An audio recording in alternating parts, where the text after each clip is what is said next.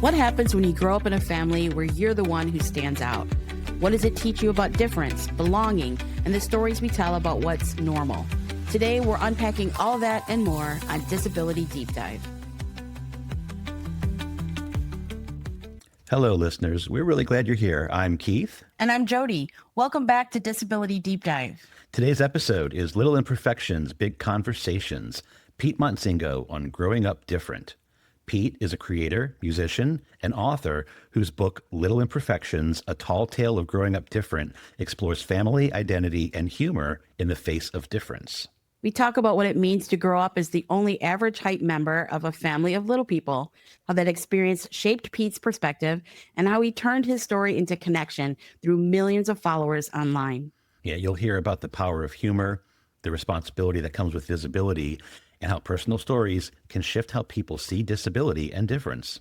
And after the interview, stay with us for our deep cut. This week, we're diving into Cyrano, the 2021 film starring Peter Dinklage, to talk about beauty, love, and representation on screen. It's going to be great. Let's get into it. Hello, and welcome to Disability Deep Dive, Pete. For listeners meeting you for the first time, how do you introduce yourself and the work that you do? What's up? My name is Peet Montzingo, and I'm an artist. I make content online, and I am a musician, and I actually just started a podcast yesterday, ironically. Oh, nice. And thank you. And I'm an author. Yes. Excellent. Well, thank you so much for being with us. We really appreciate you spending some time with us today. So, of course, you've shared through all your different posts and social medias and books, you've shared that you're the only average height member of your family. What was it like growing up in that unique dynamic, and how has it shaped the way that you see the world? So it's funny when people always ask what it's like when I grew up in an all-dwarf household. To me, I'm like, it was normal. It's weird to me to imagine a life that I had to like look up to my family physically. Like, that's just so strange. Like, to me, a family means you look down. Like, I'm comfortable now when I look down. Like, it's like always such an interesting thing when people come up to me and they're like, so when I see an LP, little person, am I supposed to like get on my knee and hug them? Am I supposed to like stand there and look down at them? And like, it's funny because to me, like, I have never thought about that. It's just, everything has just always been natural. If anything, it's the opposite, where if someone is like taller than me, I'm like, am I supposed to like pull my head up? Like, I don't know what I'm supposed to do. Like, do I get the step ladder? Like, I don't know. Like, do you have a step ladder? Like, I don't know. Yeah, like, so I think it's just made me view life in a very different perspective and a different way that has made me, I feel like I can, I feel like it's really helped me, actually, in a lot of ways. It helped me be, like, over-empathetic. It helped me, like, connect with people more.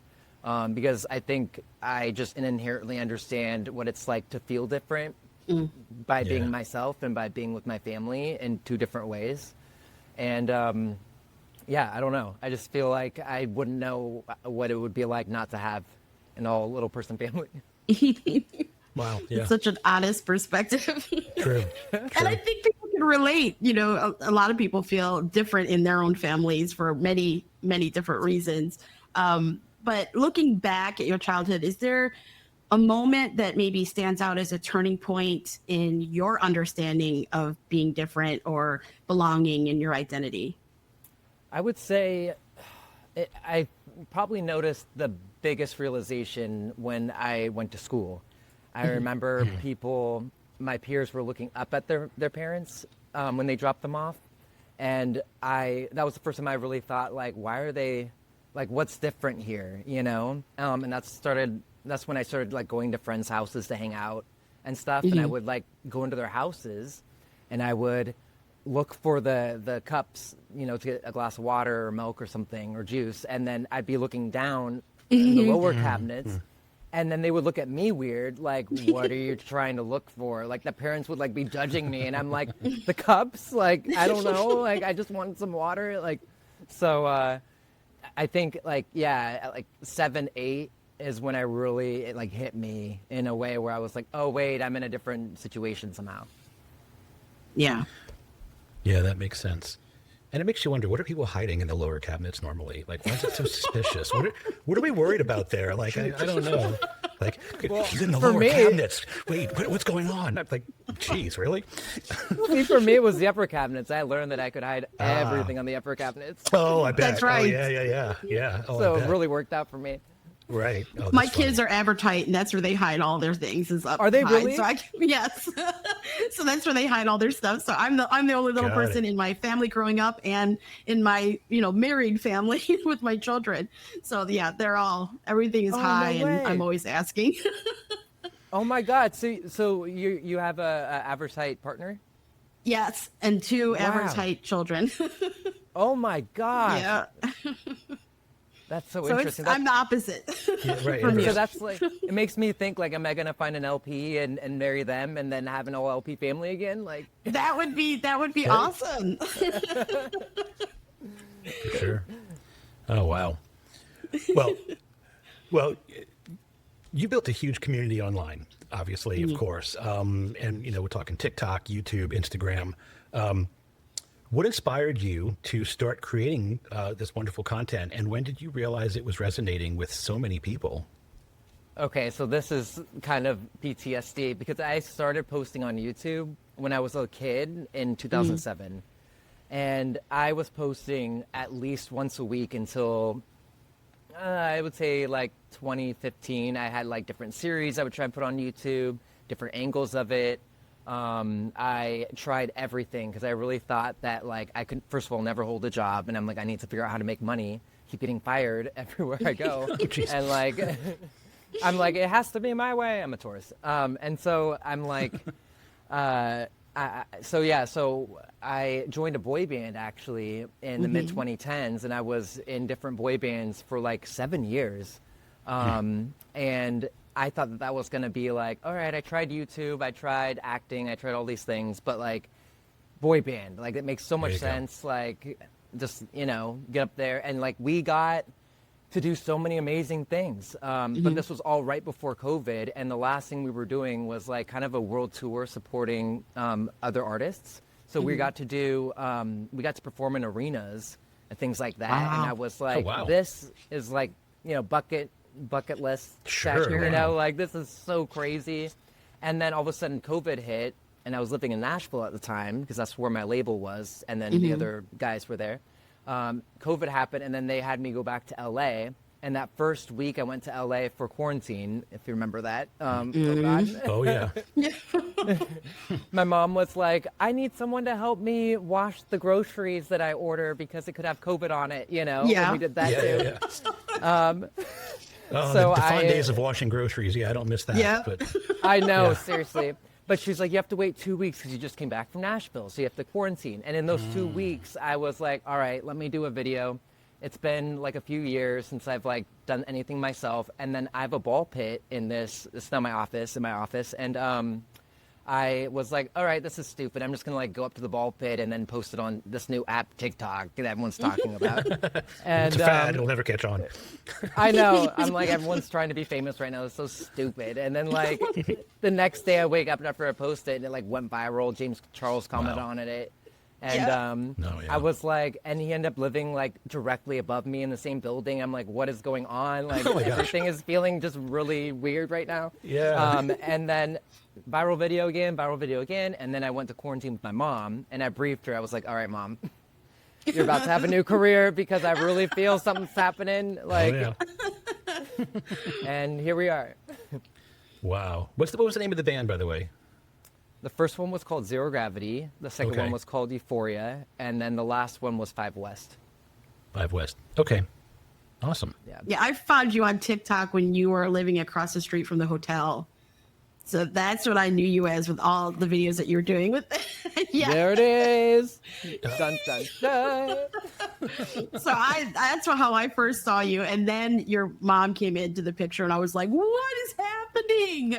Really? And I was so excited. Yes, I was so You're like, happy. this guy is so weird. What the heck? I loved you for that reasons. And then to find out that you had a dwarf mother and then your whole family, I was just like, oh, I've hit the gold mine of people to follow. You did. That's so Nice. interesting I was so that thrilled. That's so interesting that it popped up on your like FYP, you know, before my family stuff did, because I did Cecil stuff after I started doing family stuff. Yes. So yes. that's But so the interesting. Cecil stuff came up first for me, and then the other stuff was a fantastic bonus. But That's amazing. Wow. you have a gift for using humor to open up, you know, difficult conversations. I will say, you dressing up as Snow White with your family God. makes me cackle every single time. That is funny. That is so freaking funny. But your videos, you know, they combine that humor with powerful messages. How do you strike a balance, and what do you hope people take away from the content that you're making? Yeah, so obviously a huge part of my content is advocacy. That's what like drives so much of my being, and it's interesting because I've learned that through the process of what I'm doing. Because I was trying to avoid it, you know, when I left.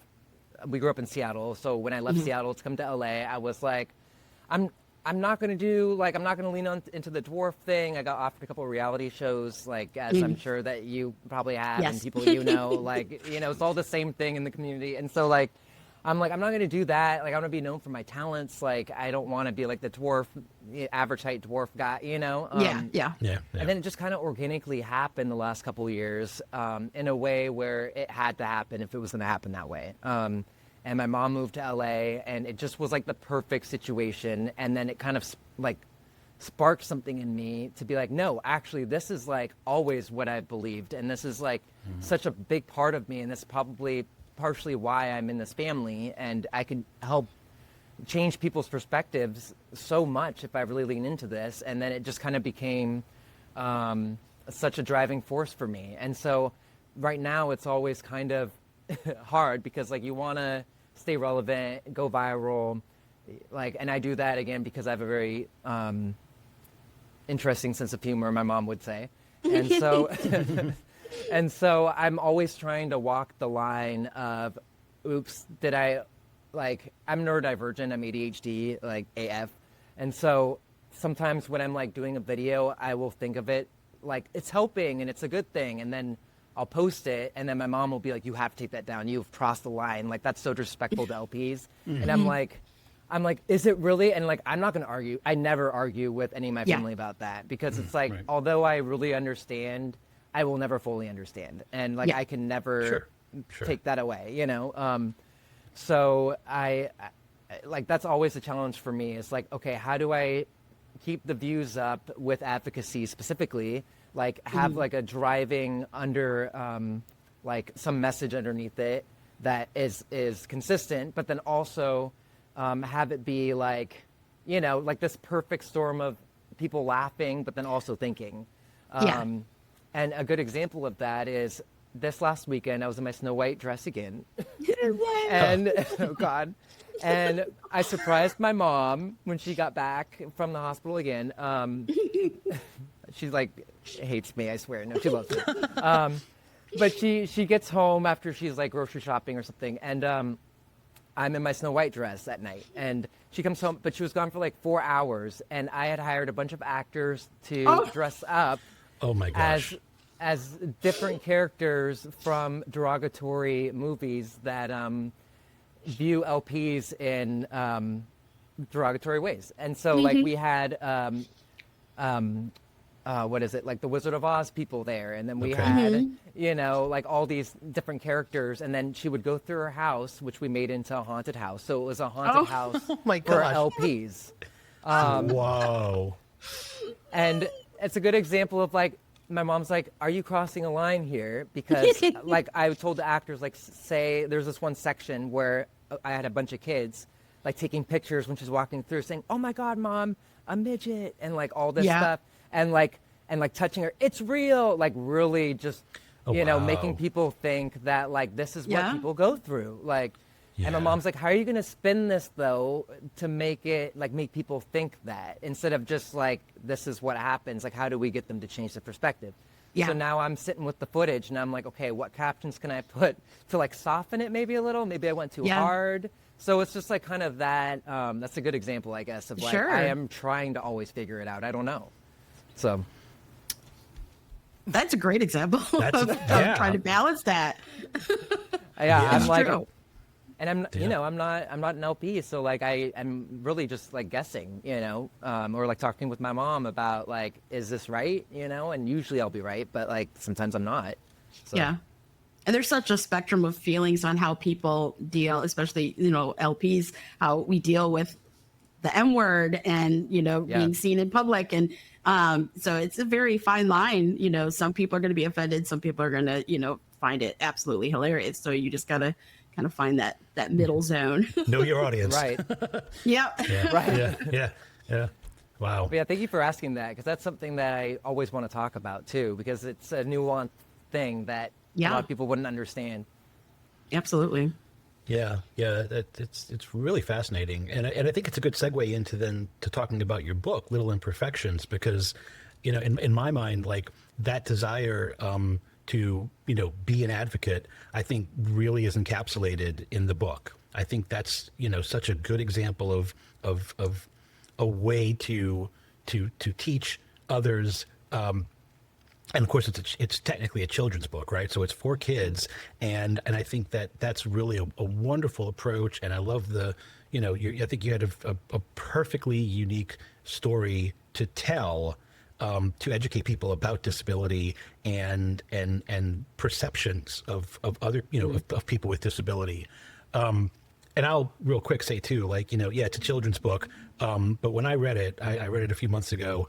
And I'll be lying if I said I wasn't like getting teary eyed at the end. I mean, it's an emotional book. I mean, I'm almost 54 years old, and I was like, my God, So I mean, seriously, like it was really, really. And then the video that you made too. Even though I just read the book and I knew everything that was going to happen, then seeing it, I was like, damn it. So yeah, it was really so. It's so. I think what I'm trying to say here is that it's universally like, I don't know, it works for kids, but I think an adult and someone that's worked in an advocacy area for ages, it still really resonated, and I really felt something from it. So Thank one, you just kudos. That. I mean, it's just incredible. Absolutely. I think it's written simply, it's written for kids, but yet it can inspire and educate and provide an emotional reaction in adults. So now that I've sort of told you my story reading it. You just made my day. I'm like, yeah. Great. Yeah. Oh, good. Thank you. Well, I'm glad. I'm glad to hear that. Well, so tell me a little more about what inspired you to write it, and maybe how the process differed from the way that you tell stories on social media. Yeah, so it actually stemmed because my management at the time was like, you have to sell merch, you have to like slap your face on it, like do one with your mom too, like do a dwarf thing, and I'm just like, okay, this is not why I'm here. Like I'm not doing like yes, I care about money, but like no, I don't care about money when it comes to things I'm passionate about. Like I will lead with my passion always, and inspiration, and so even if it's like delusional, and so I will like default. So with the book at the time, like the content that was really popping off was like my kind of poetic narrative stories. So it's kind of what with my mom, it's like the videos that was blowing up at the beginning a lot, and it was more wholesome, a little bit more sweet. And it was like me walking into my mom's house, like when you visit your little mom's house, and then it's like the next shot, it's I'm dusting something up high, and it's like, but you're tall. So it was already kind of Dr. Seuss-y vibes, Right. but in a video. And so I had a business partner who's an author in New York, and I was like, hey, what if instead of this merch crap, like what if we actually do something cool?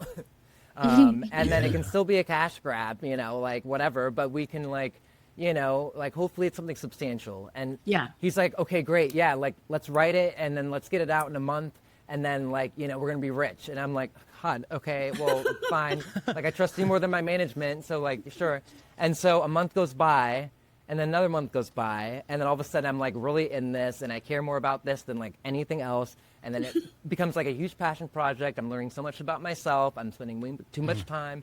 2 years later, not even kidding, 2 years later, and then we were like saying no to publishers because I was like, I don't want like their deals because again, I'm Taurus. And I basically 2 years later I released it, and I had to have like the sexy hardcover, and dust jacket, and then I have to get like the soft cover, and then the ebook, and then I'm like, wait, but then we make a video out of it, and then like we can correlate it together, and like and yeah, 2 years later it just ended up being such a passion project of mine that I like poured everything into, and I really felt like it captured like the heart of my content, but created like a new perspective and a new audience.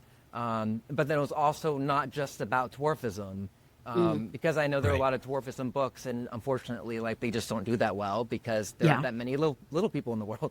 And so I'm like, okay, well, if we do it from a perspective of like just a regular dude, me, but then it's still the same story though of like, I don't fit, kind of like they feel like they don't fit, and then we can correlate the two. And then it was just such a magical and stressful process for sure. But Yeah, I think magical is a good way of putting it, though. And you mentioned Dr. Seuss's, kind of rhymes.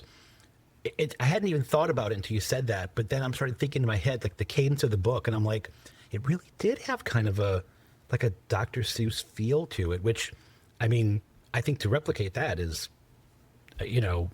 amazing and just takes a lot of talent. So, amazing. Well, I'm glad you said that, because a big reason we were having a hard time with settling for a deal with publishers is because they all wanted us to not do the Dr. Seuss thing. Really? They said it won't sell anymore. People don't like rhymes. It's cringe, like the whole thing. And I'm like, well, I'm sticking with it because, F you. Yeah.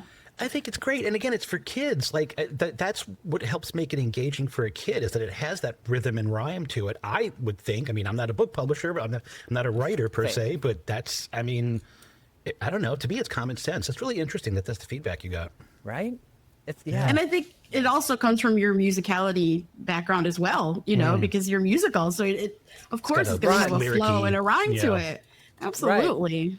Yeah. It's so interesting. Anyways. Really is. Well, coming from the opposite perspective, as the only little person in my family, I love the book. We talked about how we read it. We covered it last season. We do a segment about we call it our deep dive, where we talk about films and movies, and that's how we covered it then. And we loved it, and it resonates with so many people. So have you heard from readers or your followers who say that your work and your content has changed how they see themselves and see others, and can maybe share a comment or a moment with us? Yeah, I mean, it's just honestly been overwhelming. And this isn't just like with the book, but I would say just advocacy in general, or just with my content when it has to do with my family. Like, I am actually genuinely surprised how many people, one, didn't even know that little people existed, which is crazy. Two, how many people have never seen a little person? Three, how many people feel like they were like seen for the first time who are little people who didn't know any little people?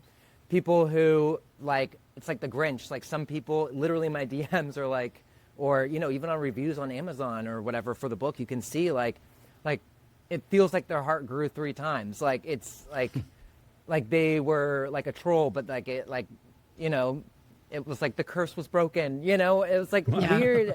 I feel like there's something about my content and the book that helped make people see dwarfism in a different way. And I also think I realized a lot of it is that like people who are advocates for dwarfism are usually little people themselves.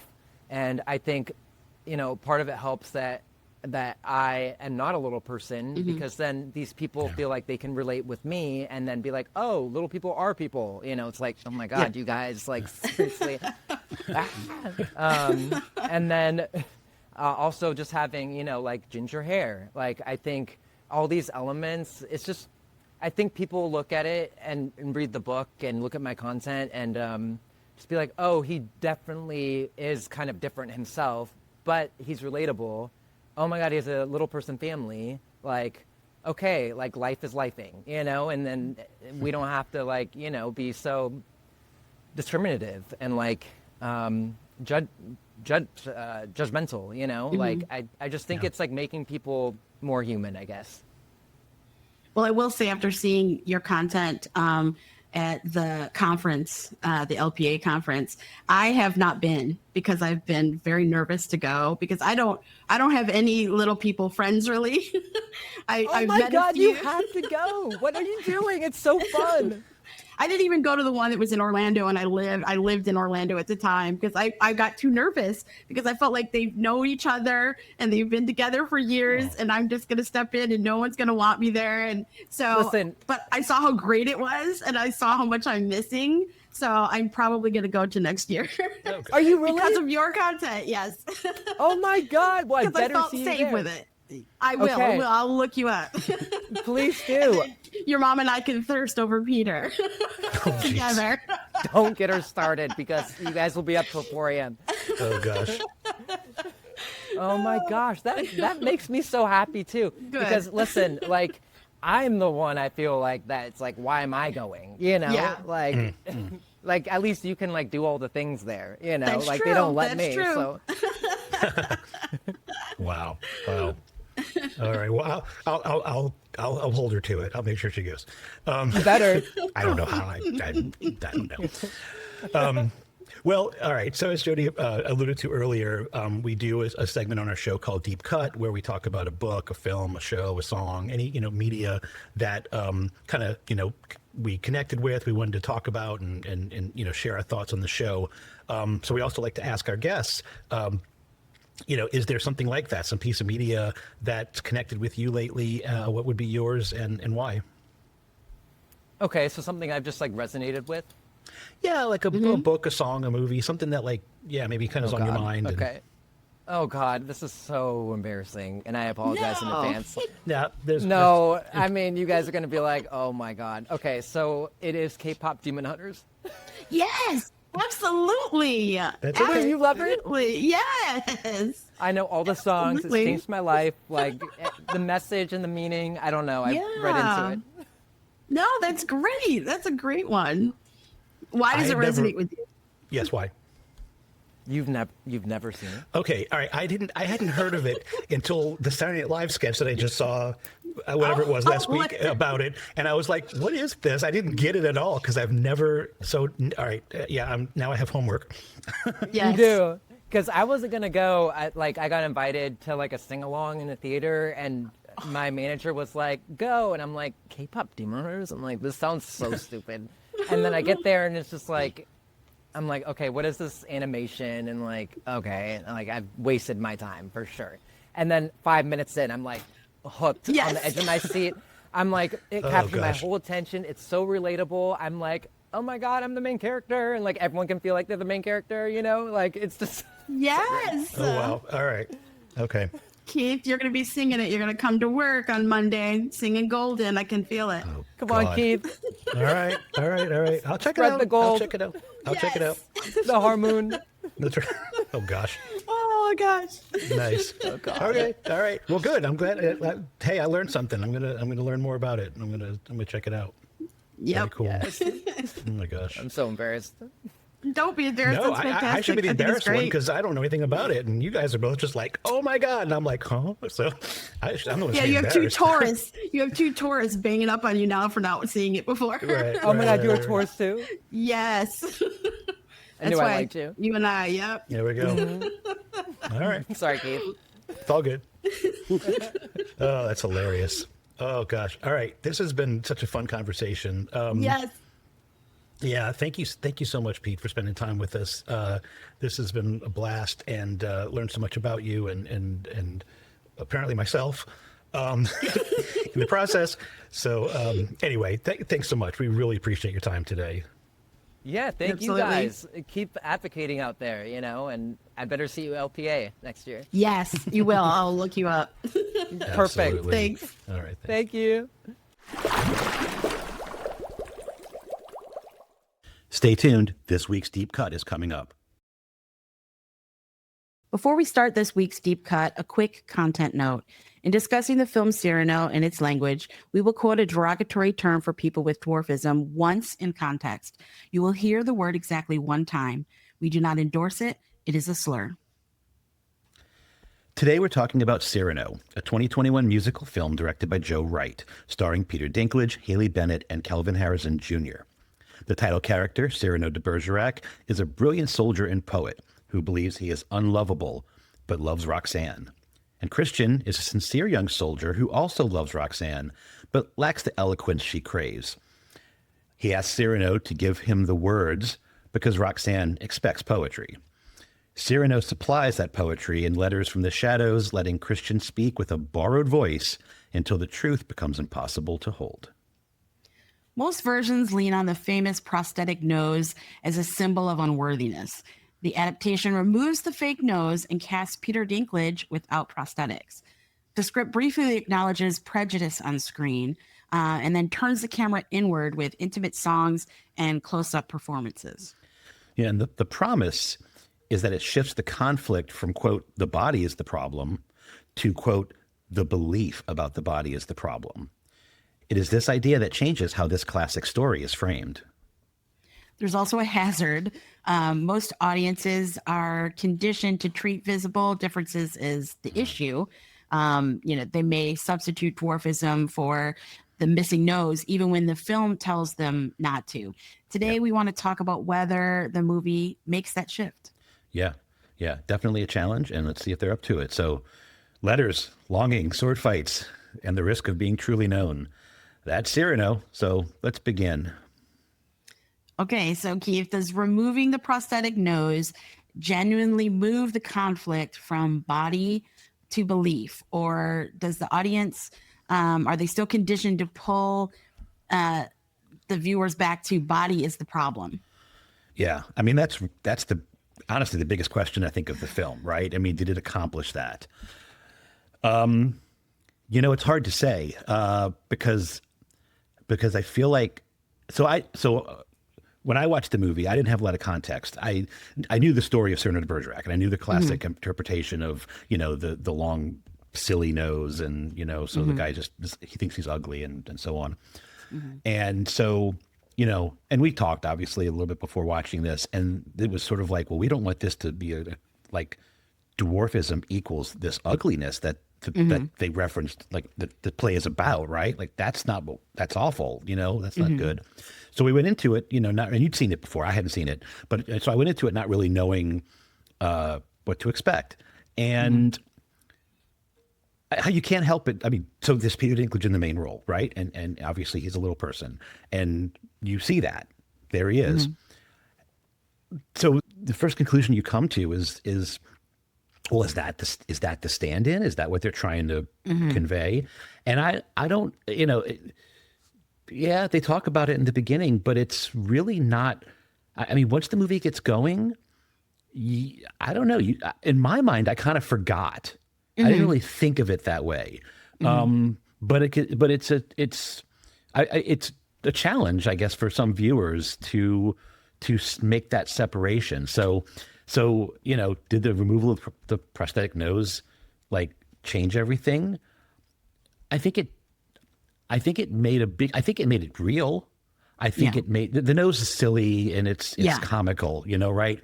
Whereas, this is real life. This is, there are many, many real people who will have the same internal fears. And I don't, disability or not, have those internal fears of just, am I good enough? Am I, attractive enough? Am I smart enough? And so I think, it's funny. It just popped in my head this moment. One thing that doesn't come up a lot is the other guy. So Christian is also not confident in himself. So he's a handsome guy, traditionally, whatever, handsome, but he's not well spoken, and that's making him not confident enough. So I think people sort of forget that side of it, and they only think about the physical. But there's many reasons why someone can have low self-confidence or not feel good enough. And so I think that doesn't get talked about as much. We think about the silly nose or whatever issue it is that they're, trying to convey that may be a physical difference. I mean, that's there's more to it than that. Yeah, I understand where they're coming from. I see what the filmmaker is trying to say. But as a person with dwarfism, that's the first thing that happened to me. And I Sure. don't, that's the first thing I noticed. That's when I saw the trailer for the first time, I was like, oh God, they replaced ugliness with dwarfism. Oh, this is Yeah. not Yeah. good. Yeah. I kind of got into it and kind of settled in with the idea of what they were trying to say about it being more of an internalized thing. And you bringing up Christian is definitely the point. He has his own internalized things about himself that makes him feel unworthy to speak to Roxanne. So, both of those men are dealing with that for different reasons. Mm-hmm.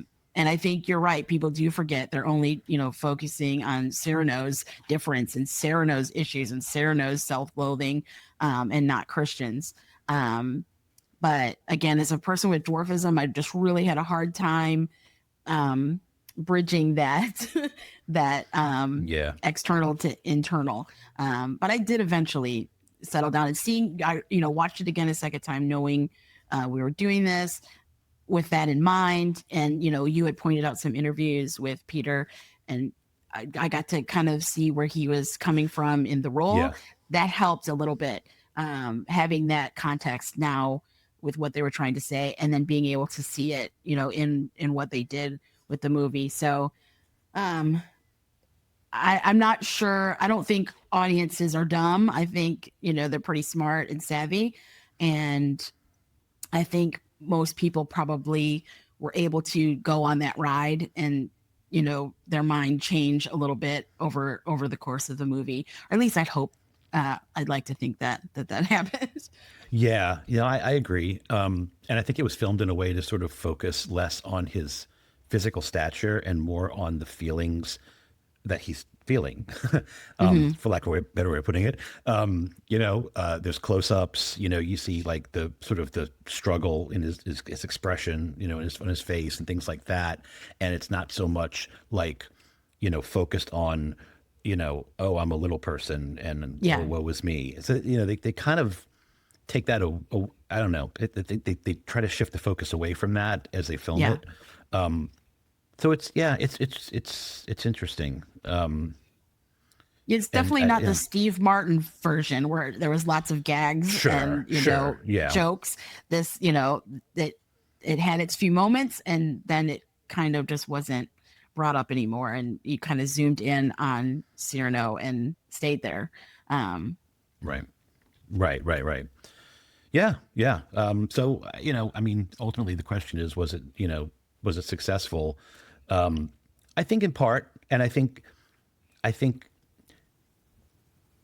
it's good to leave it to the viewer to think about it and process it. And maybe you first watch it and you see it one way, and then as you think about it later, you see it another way. And that's fine too. You can take time and think it through. You don't have to make a decision about everything in within the span of a 2+ hour movie. So yeah, I think overall there's some success there. Yeah. It says a lot for a movie when you can go back and watch it a second or third time and get something different from it, or, gain a new perspective. So, that says a lot for me as how well the movie was made. Yeah, for sure. Well, the film includes one instance of a slur framed as self-loathing. Does its inclusion help or harm the interior shift? Okay, so let's get the line out of the way. Settle down, everyone. Here we go. Yeah. The Cyrano says the world will never accept a midget and a tall, beautiful woman. So again, I can only speak from my own experience, but I hear that word constantly. I've said this before in other episodes. We have this running joke in my family. We have a little bit of a dark humor side that it's our M word of the day, because I pretty much hear it in some context every single day.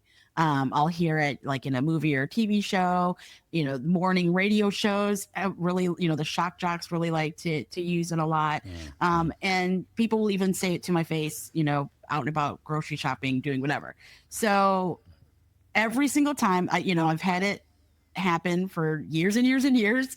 I won't say how old I am, but it's a gut punch every time I hear it. You know, it hits me physically when I do, and you can brace for it, but you never get used to it. So when it came up in the movie, I kind of felt both those things at once. The sting of hearing it, but also understanding that it's written into the show to show how deeply he's internalized society's cruelty. You know, he's not hating on anyone in the moment. He's turning that hatred on himself. He's using it against himself. But what makes it complicated for me was that the filmmakers are trying to hold a mirror up to prejudice, you know, through this film. Sure. And for those who live with that word constantly being thrown at us, it's not neutral. You know, it's got impact. But I think if they avoided it and acted like that word doesn't exist in, you know, Cyrano's world, in the real world, I think it would have been dishonest to kind of dance around it. And by, you know, taking away the comical nose and placing them into this, you know, real space, I think it's important that it was there, because that's a true lived thing that happens to people with dwarfism. I think people maybe can bring from it that word is unacceptable, but still being used flippantly and in our society. It's, you know, I make the comment that, you know, it's dwarfism is one of those things, or it's still acceptable to make fun of. You know, there's other things, other communities that, you know, if someone were to make a joke, people are like, ooh, you know, wouldn't say that, or you're not supposed to, but when it's a dwarf joke, it's funny, just automatically, ha ha ha. So I don't know, it was difficult to hear, but I'm glad they didn't harp on it. Glad they didn't use it all the time. I'm glad it wasn't, you know, here's the whole thing about dwarfism in Act 1, and now let's bring it all back up in Act 2, and here it is again. You know, it kind of just, this is it. It's in your face. We're going to talk about it, and now we're going to, you know, live the story. So I appreciated that. So it's a mixed bag. Yeah, that makes sense. And the fact that he says it as a term of self-loathing, while, I mean, either way it's a slur, either way it can cause harm. But I think it's at least a somewhat marginally better than if someone else said it referring to him. Yeah. Just a little. I mean, not a lot. It's still, it matters either way. It carries the same weight, right? But you know, I'm glad that it wasn't an insult someone else said to him. He gets insulted earlier in the movie. Someone first to him as a freak, and you know, his response. I love the response. The insult is antique, but I accept it. Yeah. Right. I love that. But you know, so he gets insulted, but no one ever uses that word outside of himself. So he has the ownership, in a sense, factor, I guess, that, you know, can give it a little bit of the difference. So I'm really glad that they decided to, if they're going to say the word, that's how they did it, and not with someone else saying it. I remember when I first heard it in the movie, I kind of sat up. I was very, very surprised. And I wondered too, if it had to do with the time frame, like the setting of the movie, because I don't know what terminology was common back then. I know words change over time, and I don't know if that's, you know, was the word dwarfism. I mean, I don't know. I mean, I have no idea. So that's kind of where my brain first went. But then as I sat with it, I kind of thought, no, I think it's the weight. I think it's just to like really make it, it's strong and it's powerful, and it's, you know, it hurts. And I think that's the point. Yeah. And it's interesting that, you know, other people had things to say about him, but he's the most biting, the most cutting, the deepest wound was brought on himself. Like he reserved that. They reserved that moment for him to do to himself, which made it even more cutting. I can't imagine saying that about myself. You know, I have moments where, you know, I don't feel empowered and wonderful and great, but I would never, Yeah. just saying that to myself is so biting and cutting. So it's very interesting that they chose that word solely for him to say, and everyone else has versions of it and whatever, but that's his, and he took power of it and Yeah. sadly used it against himself. Agreed. Yeah. So, speaking of him, what do you think of his performance as Cyrano? Did his portrayal in the film's framing challenge your expectations about the character or about disability on screen? Yeah, I think so. I think, well, first of all, Peter Dinklage is a great actor. Yeah. Just he's just an amazing actor. He gives a very complex and charismatic performance for, almost any role he's ever done. He's great at that. He wears his emotions well on his sleeve. The acting is powerful. And I think that, again, that same sort of complex and emotionally resonant performance, it helps move the story away from being silly and a spectacle and the guy with the prosthetic nose toward, the real world, toward humanity. I think that was great. And I think, I love that and some of the research we did on this, when this was a stage play before it was a film, and I didn't know that, happened to be written by his wife, but not for Peter Dinklage. Peter Dinklage read it, loved it, and asked to do it. He was like, I want this role. So it's, interesting that, something about it resonated with him. Yeah. And I think he brings that to the screen. I haven't seen the live play. I've seen clips and research, but he looked great, but obviously it's the full body of work. I only seen the film, but you can feel it. He seems like he's really like feeling his feelings there. Acting is acting, but like it looked. I don't know. A lot of actors bring that realism into their role, and I feel like maybe he did. But as mentioned earlier, they did a lot of some more close-ups. So you see more of his face and his expressions than his stature. Yeah. And so maybe moving the focus away from the physical disability to just what I'm feeling in my head. So I think that all kind of influenced, the viewer's perception of what he's thinking and how he feels. Yeah.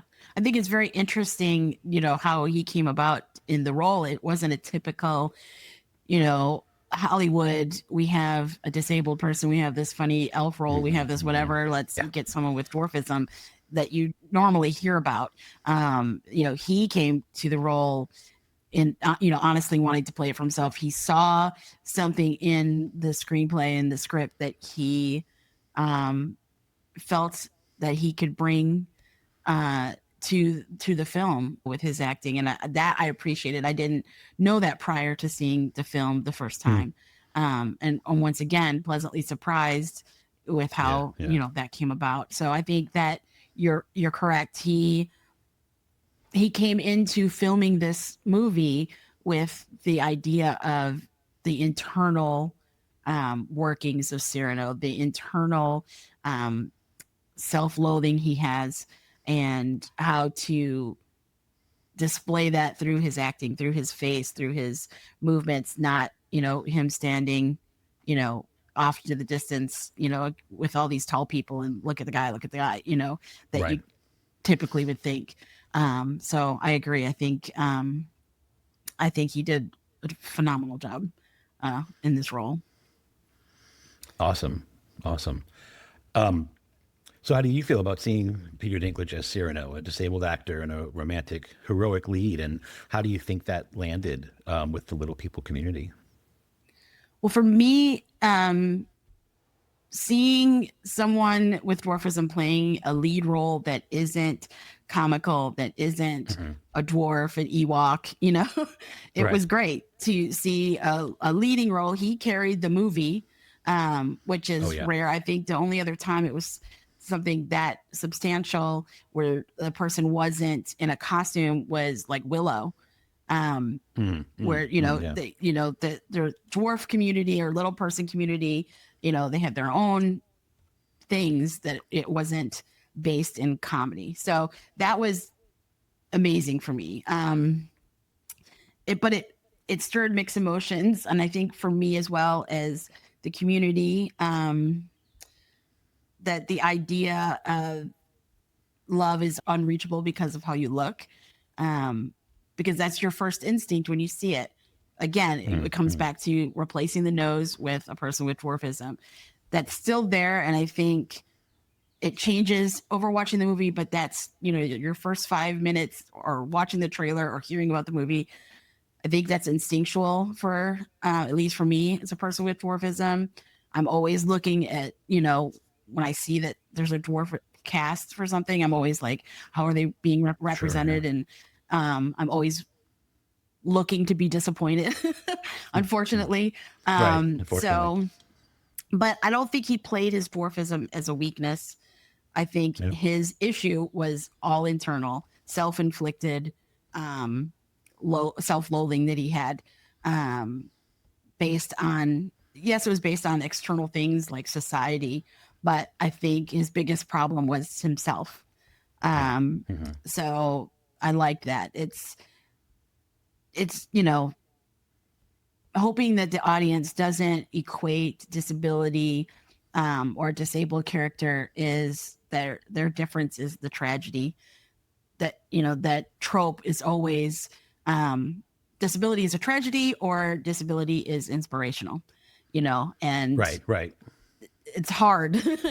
It's hard because, that's what most storytelling is. Most storytelling, narrative storytelling, is about blank happened and it's tragic, or blank happened and a good thing and it's inspirational. So it's hard not to kind of just fall into that groove in those lines. But I do want to say that I hope soon that women with dwarfism will start getting these leads and these roles, because for me personally, I see, the same 2 or 3 men being cast in these things, and they're opening doors. They are, bridging the gap, but the women are being left behind. They're not being cast in things. Good point. So I'm hoping that comes down the pipe soon, because I would really like to see a woman with dwarfism in a role that she's empowered by, and she leads, and she, is considered beautiful and worthy. So yeah, absolutely. That's wonderful. Yeah, I'm glad you brought that up. Yeah, no, I agree. He's a romantic heroic lead. They make it very clear that he's an excellent fighter, swordsman. He's strong. He's smart. He's obviously well-spoken. I mean, he is such an intelligent and strong, amazing person that, to me, it doesn't take long to see him as like just he's the valiant, amazing lead. And I love that. And I feel like, if you just let yourself get into the film and enjoy it, then you don't have to worry too much about, like, sometimes the audience does that sort of defect hunting, and they're looking for something to equate with a difference or a problem or this or that. And I think the film does the best it can to put that aside. And, and so him as the lead, I think it's brilliant. I think he comes across as just as amazing as, anyone could. He's out there fighting 10 men at once, and, just kicking butt, and then, like writing the most, beautiful, poetic, I don't know. I just, to me, I'm just like, it's just another guy, and he's amazing, and it's great, and it's wonderful. Anyway, I agree with you 100%. So, big question, and you had mentioned this when we first started talking about it. How do you feel about Cyrano being a musical? Do you think it helped or hindered the core message of the film? So that's actually a really good question, because I'm not a huge musical guy myself. I don't hate all of them like flatly. I Sure. mean, there's some very good musicals out there. But I had no idea it was a musical. And so when they first started singing, I was like, oh, it's a musical. Oh, like it made me just put my head like, oh no, I have to watch a musical. But it's fine. No. But I like how, I mean, okay, so I actually think it helps. We were talking about his emotional vulnerability and like who he is as a person and how he's feeling inside, and trying to take the focus away from his, like that he's a little person. And I actually think making it a musical, and I again, the script was written before he was cast, so it wasn't done intentionally for this reason. But I think what ends up happening is the songs, again, they take you away from thinking of what is the issue, what is the physical issue, or whatever that's the problem here. What is this? Where's the prosthetic nose?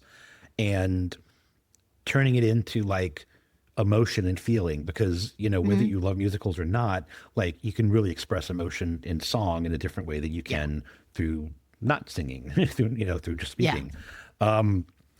So, in a way, I think the fact that it was a musical, I think helped advance the story, actually. And it's done a little bit more of a modern way. I mean, like Peter Dinklage is not a singer per se. He does not have the world's greatest voice or anything like that. But that's, again, I think the point is that it makes it more real.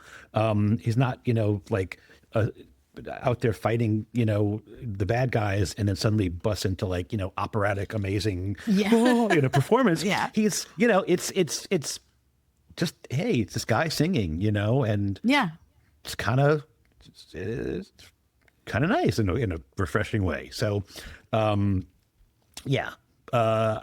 think it worked. It helped to express how he's really feeling inside. Some of the quieter, softer songs, really kind of show the emotion. And I don't know. It was, I like that approach in the end. I think for what the movie is trying to do, I think it worked.